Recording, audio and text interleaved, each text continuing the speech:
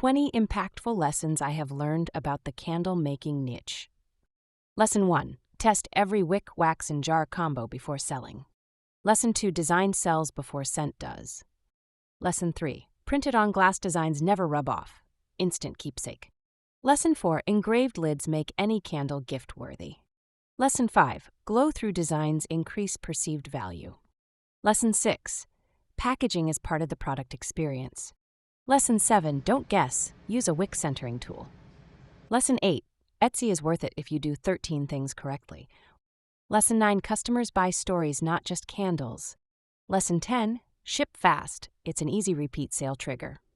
Lesson 11. Your best-selling scents will surprise you. Lesson 12. Seasonal designs sell earlier than you think. Lesson 13. Don't rush, be patient.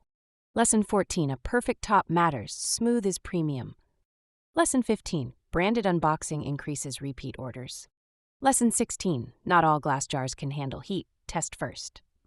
Lesson 17. I don't like soy wax. Sorry, just my opinion. Lesson 18. Offering a variety of scent choices for one candle design sells better than just vessel designed for just one scent. Lesson 19.